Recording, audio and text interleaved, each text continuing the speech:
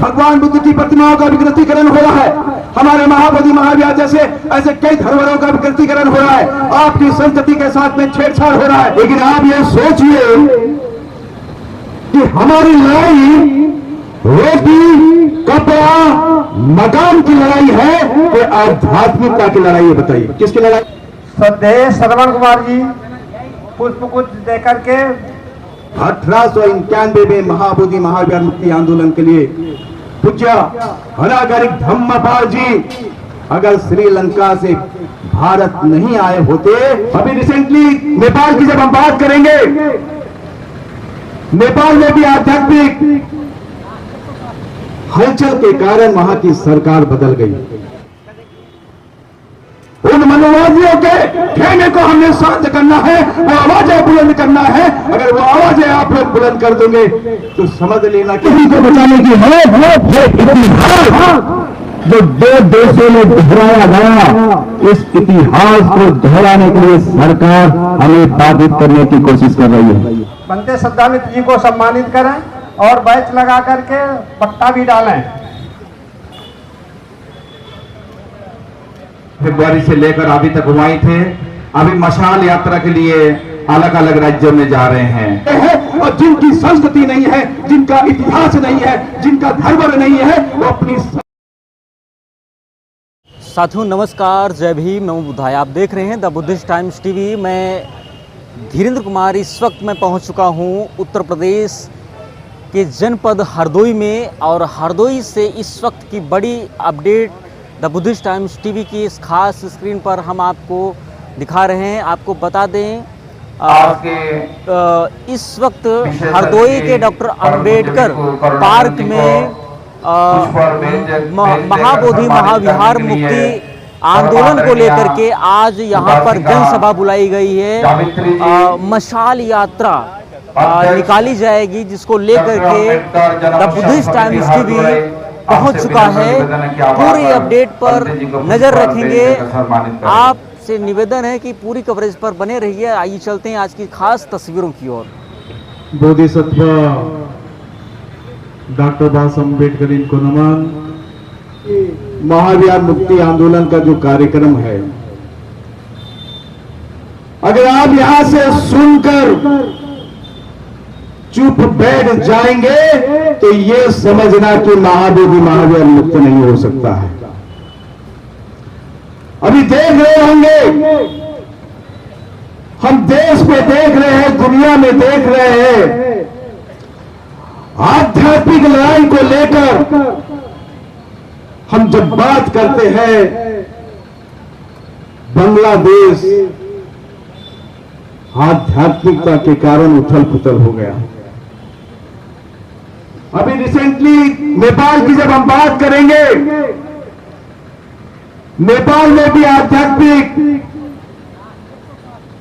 हलचल के कारण वहां की सरकार बदल गई। लेकिन आप ये सोचिए कि हमारी लड़ाई रोटी कपड़ा मकान की लड़ाई है कि आध्यात्मिकता की लड़ाई है? बताइए किसकी लड़ाई है?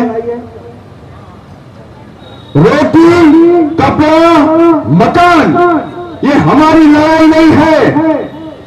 हमारी लड़ाई जो है हमारे आध्यात्मिक धर्म को बचाने की है, इतिहास को बचाने की है और संस्कृति को बचाने की है। वो इतिहास जो दो देशों में दोहराया गया, इस इतिहास को दोहराने के लिए सरकार हमें बाधित करने की कोशिश कर रही है।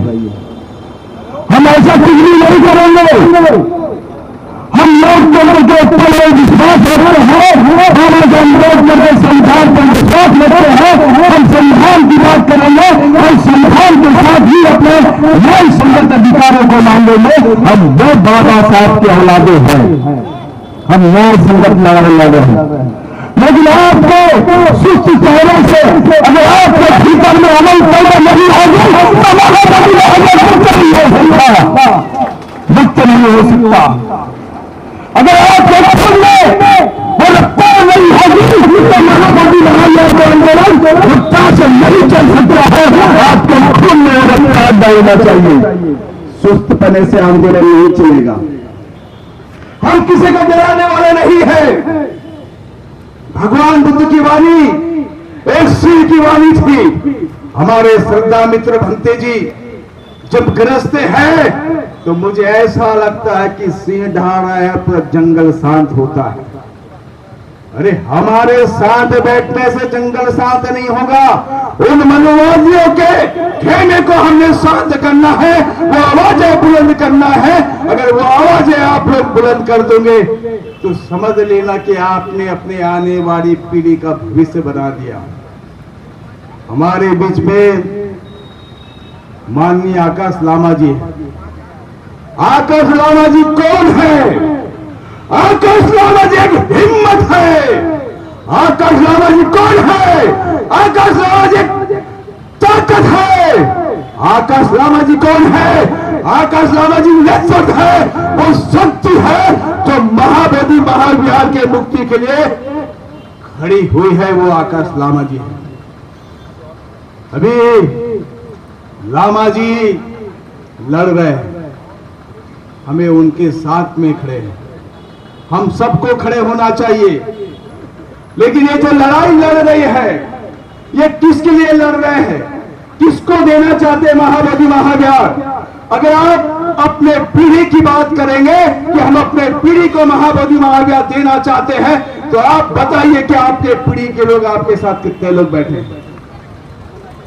जिन पीढ़ी को आप महाबोधि महाविहार देना चाहते हैं, एक भी लोग यहां दिखाई नहीं दे रहा है। एक भी लोग जवान लोग नहीं दिखा रहे हैं जो कल जाकर उनके हाथ में महाबोधि महाविहार हमें देना है। मैं एक बात हमेशा कहता हूं, अगर आप अपने बच्चे को सद्धम का रास्ता नहीं दिखाओगे तो कोई और उन्हें अधम का रास्ता दिखाएगा। तो आप अपनी औलाद को घर में छोड़ कर आए हो, सोच लेना कि आपके औलादे अधम के रास्ते में चलने पे तलवार बढ़ चढ़ी है। ये बात है।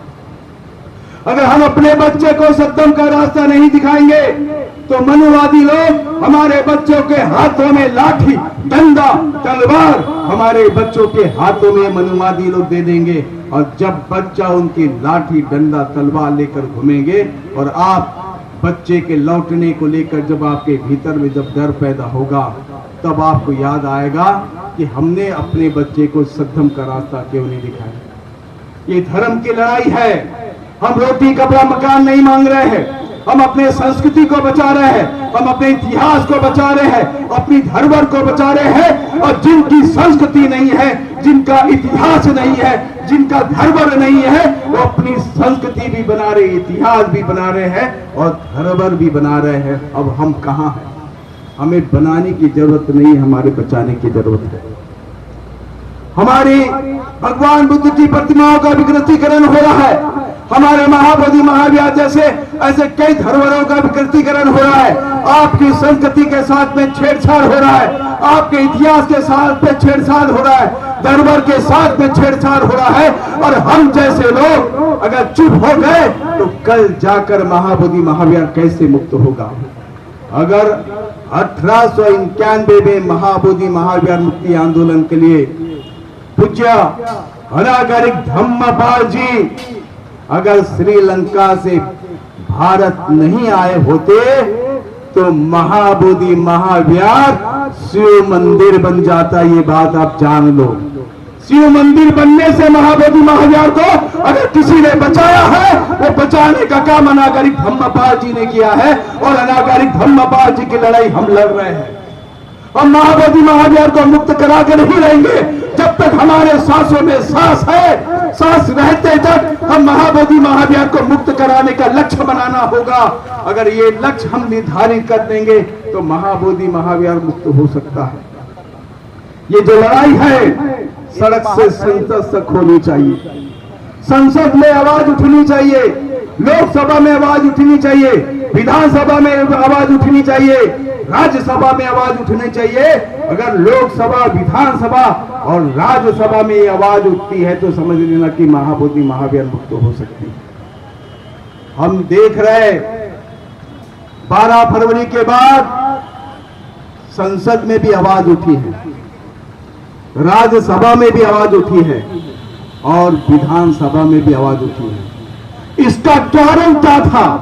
इसका एक ही कारण था कि आप अपने आध्यात्मिक लड़ाई के लिए सड़कों में थे, उसी कारण ये आवाज बुलंद हुई है। अगर आप सड़क पे बैठ जाएंगे तो ये मानना कि महाबोधि महाविहार मुक्त होने सिवा रहना नहीं। महाबोधि महाविहार मुक्त हो इसे रह नहीं सकता, इस बात को मैं बता सकता हूं। ये मनोवादी सरकार 3 कानून को रद्द करने के लिए हमारे किसान भाइयों ने 1.5 साल उन्होंने आंदोलन किया और 1.5 साल बाद वो कानून पीछे लिया गया। लेकिन हम महाबोधि महाविहार की आंदोलन की जो लड़ाई है 134 साल से लड़ रहे हैं। आप बताइए कि किसी भी आंदोलन को इतना समय लगता है क्या? इतना लंबा समय लगने के बाद भी हम चुप क्यों बैठे हैं? क्यों चुप बैठे? क्या बाबा साहब के वजह से आपको रोटी कपड़ा मकान मिल गया तो आप क्या अपने आप को सुखी महसूस करते हैं? बाबा साहब अम्बेडकर ने कहा था कि आपका एक मन होता है और मन को भी सुसंस्कारित करने की जरूरत होती है, और सुसंस्कारित करने के लिए बाबा साहब अम्बेडकर ने हमें बुद्ध धर्म दिया था। अगर आपके मन को सुसंस्कारित करने के लिए अगर बुद्ध धर्म आपके पास में नहीं होगा, आपकी धर्म नहीं होगा, आपका इतिहास नहीं होगा, संस्कृति नहीं होगा, तो आपका मन कैसे सुसंस्कारित होगा? इस बात को सोचिए। ये जो लड़ाई है ये छोटी मोटी लड़ाई नहीं है। हम रोटी कपड़ा मकान को भुलाकर हम अपने आध्यात्मिक लड़ाई लड़ रहे हैं, लेकिन ये मनोवादी सरकार हमें देने से झिझक रही है। क्यों? क्या कारण है? हमने किसी लोगों को महाबोधि महाविहार के दर्शन करने से रोका है? तो भारतीय संविधान सभी को आध्यात्मिक आजादी देता है, तो महाबोधि महाविहार हमें देने से उनका क्या बिगड़ सकता है? लेकिन हमारे सारे तीर्थ क्षेत्रों पे उन्होंने कब्जा करके रखा। उसका कारण क्या था? उसका कारण यह था कि पुष्पमित्र सुन ले, भिक्षुओं के 100 दिनार 100 सोने के मुद्राएं देखकर भिक्षुओं के गर्दन काटे, तब जाकर उन्होंने महाबोधि महाविहार ऐसे हमारे कई धर्मों को उन्होंने नष्ट कर पाया। अगर भिक्षु लोग इसकी ताकत बनते हैं, इसकी आवाज बनते हैं, तो महाबोधि महाविहार मुक्त हो सकता है। हमारे उत्तर प्रदेश में हमारे श्रद्धा मित्र भंते जी ये आंदोलन के आज आगाज हो गया है, ये शुरुआत हुई है। भंते जी अन्य जिलों अन्य तहसीलों तक जाएंगे, तो हम चाहते हैं उपासक उपासिकाओं ने भिक्षुओं में भंते जी के हाथ को मजबूत करना है, तभी जाकर ये महाबोधि महाविहार मुक्त होना चाहिए। मैं एक बात बोलकर अपनी वाणी को विराम देना चाहता हूं। अगर ये कार्यक्रम सरकारी कार्यक्रम होता तो ये बड़ा डोम में कार्यक्रम होता, आप एसी के भीतर में बैठे होते। लेकिन ये आंदोलन जो है ये आपके पैसे से चल रहा है। आपके पैसे से चलने के कारण इतना लंबा आंदोलन चला है। अगर आपको लगता है कि ये आंदोलन लंबा चले तो आपके सामने में दान पेटी है, तो आंदोलन को मजबूत करने के लिए दान पेटी भरना चाहिए। आप शक्ति को बढ़ाना चाहिए। इसी के साथ में अपने वाणी को राम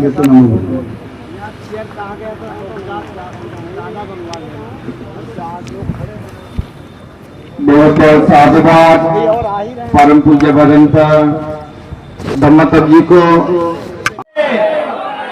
अभी तो लड़ाई है महाबोधि महाविहार, महाबोधि महाविहार, महाबोधि महाविहार। बहुत बहुत धन्यवाद। आज आप लोग यहाँ पर काफ़ी लंबे समय से बैठे हैं। मैं देरी से आया हूँ, इसके लिए सबसे पहले आदरणीय भिक्षु संघ से मैं खेद व्यक्त करता हूँ। बहुत ही संक्षिप्त में 1-2 मिनट में अपनी बात में समाप्त करूँगा। डायस पर बैठे हुए सभी आदरणीय भिक्षु संघ, एक तो ये रद्द होना चाहिए, क्योंकि ये हमारी विरासत है, और जब ये हमारी विरासत है तो हमें मिलना चाहिए कि दूसरों को मिलना चाहिए। हमें मिलना चाहिए। और इसलिए पूरे देश भर में मशाल यात्रा शुरू है, चाहे वह महाराष्ट्र हो, मध्य प्रदेश हो, छत्तीसगढ़ हो, और आज उत्तर प्रदेश में भी शुरू हुई है। आपने देखा छत्तीसगढ़ से बनते धम्म तब्जी हुई है, सम्यक बोधि। तमाम जितने भी हमारे भिक्षु संघ हैं लगातार संघर्ष कर रहे हैं कि महाबोधि महाविहार हमको मिलना चाहिए। जब मस्जिद मुसलमानों की हो सकती है, जब सिख का गुरुद्वारा हो सकता है, मंदिर यदि हिंदू का हो सकता है, तो सम्राट अशोक का बना हुआ ये महाविहार किसका होना चाहिए? बौद्धों का होना चाहिए। और इसलिए हम सरकार से मांग करते हैं कि हमारी ये यात्रा जहाँ से शुरू हुई थी 12 फरवरी से माननीय आकाश लामा जी ने शुरू करके इस आंदोलन को जगाने का काम किया, तो सरकार जितने जल्दी हो सके वह हमारी बातों को मान करके महाबोधि महाविहार बौद्धों को दे, और BT1 जितना जल्दी हो सके उतने जल्दी रद्द करें। हम गिला नहीं करते बीती सारी बातों का, हम गिला नहीं करते बीती सारी बातों का। किस्सा फिर से याद दिलाया महाबोधि विहार का लामा ने। तुम्हारी राहों में कैद खाने भी पड़ेंगे, तुम्हारी राहों में कैद खाने भी पड़ेंगे, मगर बौद्धो तुमको खतरे उठाने भी पड़ेंगे। हे बौद्धो तुमको खतरे उठाने भी पड़ेंगे। अभी खून से पत्र भी हमने लिखे हैं तुमको ये सरकार, अभी खून से पत्र भी हमने लिखे हैं तुमको ये सरकार, कलम से हड्डी बनाने पड़ेंगे। कहीं सो ना जाए ये आंदोलन के मुसाफिर, कहीं सो ना जाए ये आंदोलन के मुसाफिर। हम हर राज्य में क्रांति की मशाल जलाने पड़ेंगे, हमें हर राज्य में क्रांति की मशाल जलानी पड़ेगी। अगर तू चुप हो गया इस सदी में, अगर तू चुप हो गया इस सदी में, हमारे आने वाली पीढ़ियों को आंसू बहाने पड़ेंगे, हमारी आने वाली पीढ़ियों को आंसू बहाने पड़ेंगे।